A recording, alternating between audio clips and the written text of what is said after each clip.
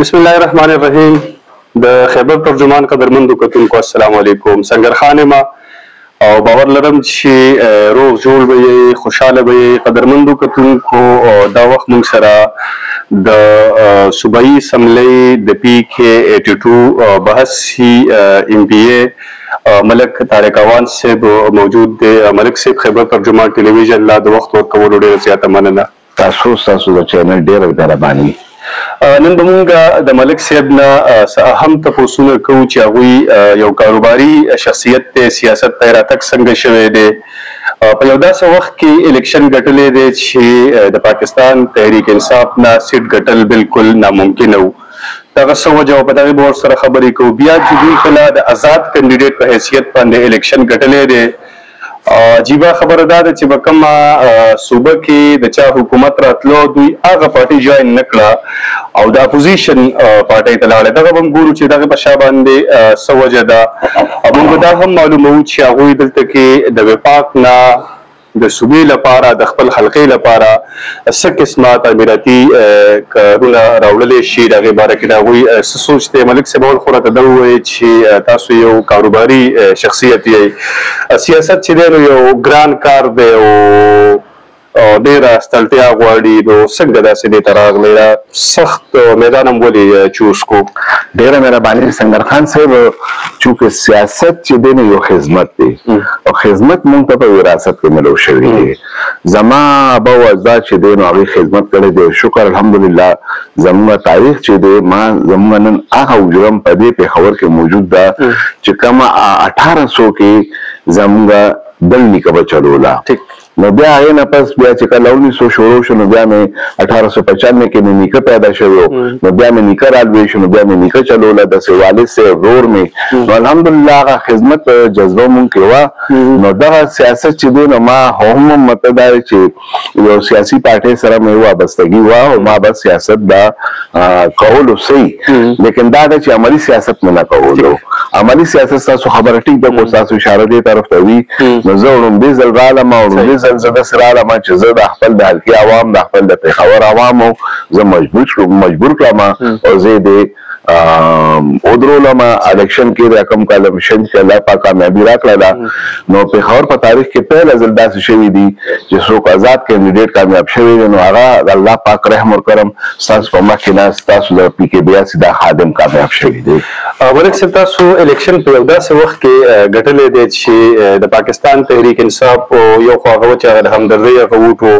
لیډر یې په جیل کې و، نور د هغوی په شا باندې د پاپولیزم هم یو اثر و. تاسو بیا د آزاد حیثیت، د آزاد امیدوار په حیثیت سره دغه الیکشن وګټو. یقینا چې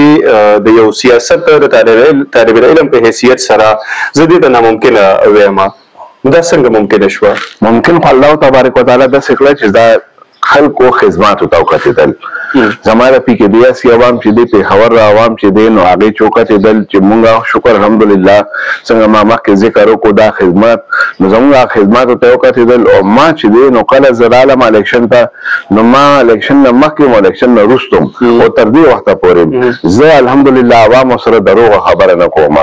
کومه چې زما وس کې وي، کوم چې زما اختیار کې وي، زه عوام ته داسې لکه پلیټ کې چې مخامخ یو انسان ته د لمر ته ترکاري کېږي، نو زه دغه شانتې عوامو ته خبر ږدم. نو عوام چې دی نو زما بیانیه خوښه کړې وه، الحمدلله هغه بیانیې ته کتلي.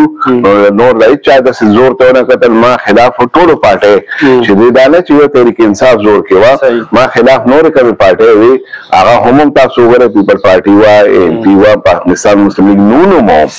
او جماعت اسلامي هم وه، JUI هم وه، خو داسې نورې پارټۍ هم وې. خو شکر الحمدلله چې الله تبارک وتعالی وکړل چې زما د عوامو چې دی خپل خادم په حیثیت باندې زه MPA منتخب کړم. ملک صاحب، همیشه لپاره د خلکو سوچ دا وي چې په کومه صوبه کې یا په مرکز کې آزاد امیدوار همیشه لپاره حکومت جاین کوي. دا هم څه داسې عجیبه خبره ده چې په صوبه کې د چا حکومت راتلو نو تاسو هغه پارټي جاین نه کړله او د اپوزیشن په بنچز باندې کېناستئ. د دې په شا باندې څه وجه وه؟ زه خو دلته ورته داسې ووایم چې زه اوس هم د الیمین صاحب مشکور یم چې الیمین صاحب ما ته منسټري معافر کړې وه خو چونکې زما خپل حلقې عوامو په مشوره باندې ما چې د خپل حلقې عوامو سره مشوره وکړه پېښور عوامو سره مشوره وکړه نو هغوی دا سوچ چې دا میاں نواز شریف صاحب کومه پارټي چې دا پاکستان مسلم لیگ نو دا یو د مثبت ذهن پارټي ده او دا یو داسې منصوبې لري چې دوی پاکستان مخ په بره بوتلل غواړي نو دوی ما ته وویل چې یاره موږ نواز شریف سره تلل غواړو نو ما خپل عوامو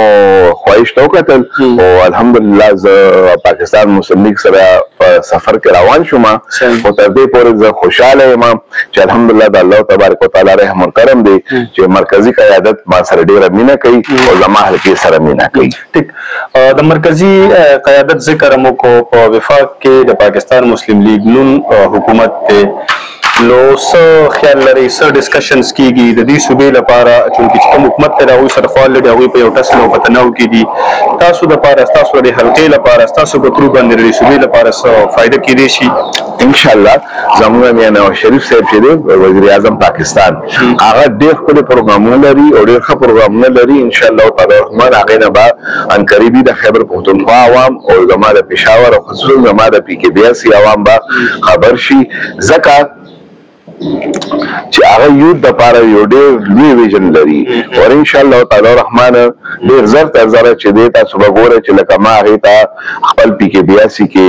یو د بېنظیر اسپتال په نوم باندې 1000 بسترو اسپتال ډیمانډ ما کړی دی هغې ما ته ویلي چې انشاءالله تعالی رحمان زه به تاله جوړوم دغه شانتې ما د یونیورسټۍ غوښتنه کړې ده خپل حلقه کې هغې هم ما سره هغې باندې نږدې شوی دی نو زه الله نومي ساتم چې دا کارونه به کېږي او تاسو بیا وګورئ چې زموږ پېښور کې د ګیس په مد کې تقریبا کافي کار وشولو تقریبا د 9 کروڑ 61 لاکھ روپو خو ما یو افتتاح کړې وه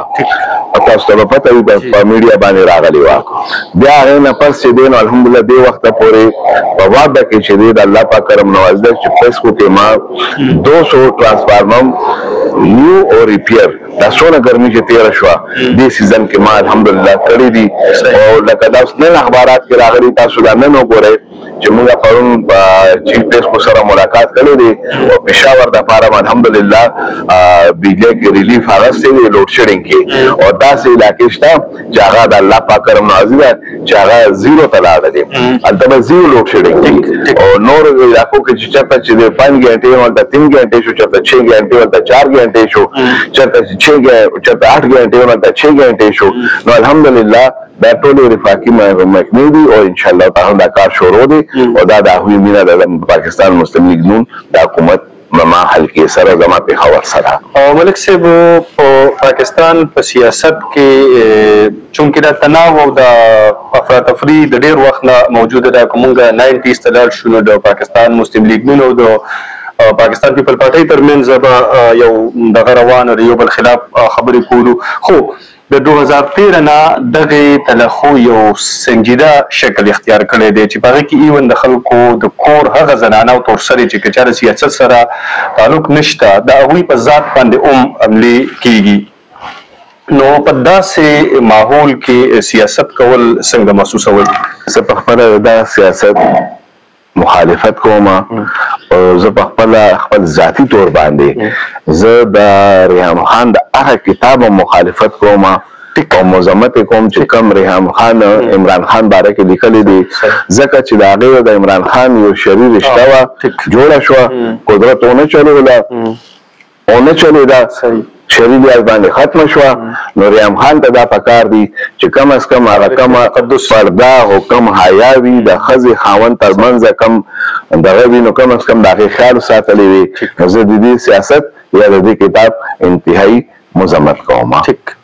او ملک صاحب په اپوزیشن کې څنګه محسوسوئ ځکه د پاکستان مسلم لیگ نون یو څو د شمار سیټونه دي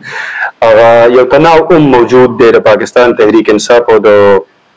پاکستان مسلم لیگ نون ترمنځ تاسو داسې حیثیت کې چې همیشه شخصیت کې چې همیشه مو د عزت وخت تېر کړی دی دغه اسمبلی کې کله ناکله داسې د بې عزتۍ ماحول په مونږ ته مخې ته راځي څنګه محسوسوئ؟ دا خپل ځانه پورې ده تر کومې پورې چې زه خپل ذاتي طور باندې ناست یم نو ما الحمدلله د بل عزت ته سپک نه دي کتلی نو زه الله نومي ساتم چې ما ته به هم څوک سپک ډنګ وولي باقي چې دی نو زه اپوزیشن ډېر زیات انجوای کوم د ګیم زه پکې ډېر خوشحاله یم ځکه که موږ لږ هم یو نو موږ هغوی له ټف ټایم ورکړی دی د الله پاک کرم نوازي ده چې په هر یو خبره کې هغوی موږ رانیسو راګیروي ټیک شو چې د هغوی اکثریت دی هغوی به هغه اکثریت ته فایده واخلي خو موږ اپوزیشن چې دی خپل فایټ ښه مضبوط کوو. ټیک ملک صاحب په دې صوبه کې د ګورننس ډېر زیات ایشوز دي چونکې تاسو د اسمبلی حصه یې چېرته کوم دا ایشوز په اسمبلی کې د هایلایټ کولو موقع درته میلاو شوې ده که نه تاسو هم په خپل نوعیت چې ستاسو مسلې دي په هغې لګیا یې سټریټ کرایمز دي د بیګري د هغې نه علاوه موبایل سنیچنګ دی نور خو داسې دي چې هغه د منسټریز ریلیټډ دي خو دا کوم چې د جنرل ایولز دي کوم برایانې دي کوم کرایمز دي او دغه روانې دي ورځ تر ورځه یو سنجیده شکل اختیاروي. اول اسمبلی په فلور باندې خو ټول نه مخکې الله تبارک وتعالی مانه دا کار اغوستی چې ما خپل ختم نبوت باندې خبره کړې ده چې زموږ او ستاسو ټولو دا ایمان دی چې نبي کریم صلی الله علیه وسلم زموږ او ستاسو آخري پیغمبر دی. بیا دې سره نورې تړلې کومې خبرې وي چې بالکل د هغې متعلق ما هم خبرې کړې دي خو زه به ستاسو دا د انټرویو نه دا فایده واخلم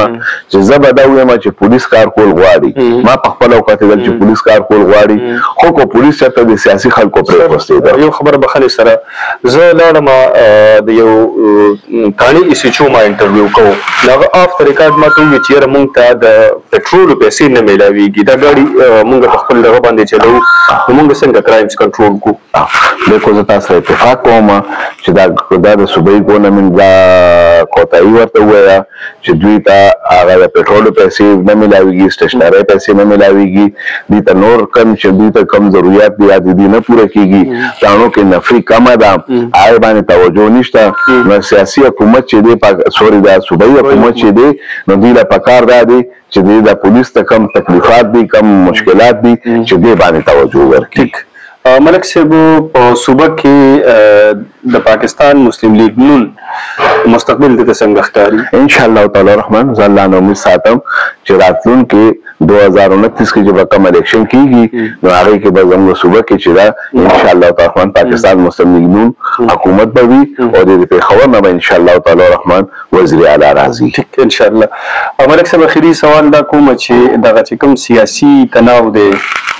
کمې به څنګه راشي څه تجویز ورکول غواړئ؟ زما گزارش دا دی چې سیاسي خلکو ته دا پکار دی چې دوی د مطلب دا دی چې زما گزارش به دا وي چې دوی د یو بل سره اوللو کې یو بل د برداشت کې او کم چې د جمهوریت او د سیاست خوبصورتګي ده هغه دا ده چې یو بل برداشت کول چې هر کله موږ یو بل برداشت کړل نو انشاءالله تعالی دا چې نن تاسو کوم د ټکراو سیاست ګورلېږئ دا به نه وي چې برداشت راغی. ملک صاحب ډېره زیاته مننه خیبر ترجمان ټلویزیون لږ وخت ورکړو ډېره مصروفه وئ خوشحاله اوسئ کورم آباد غواړم. قدرمندو کتونکو سیاست نوم دی د کمپرومایزز نوم دی د ډیلز نوم دی دې کې فاینل سیزونه نه وي پکار دی چې دا تناو کم شي او دا کم چې دا د تلخو ماحول له سیاستدانان خپل منځ کې یو بل سره کینی او سو ډایلاګ وکړي په ځای د دې چې هغوی غیر جمهوري طاقتونو ته وګوري ځکه چې دا غیر جمهوري طاقتونو همیشه دپاره د دې خلیج نه فایده اخیستې ده نن هغې یو پارټي په فیور کې کړې ده سبا به د دوی سره اختلافات راشي نور خلک به هغوی خپل مخې ته راولي په بل پروګرام کې به لیدل کتل کېږي تر هغه وخته پورې به لوی الله سپارم خوشحاله اوسئ.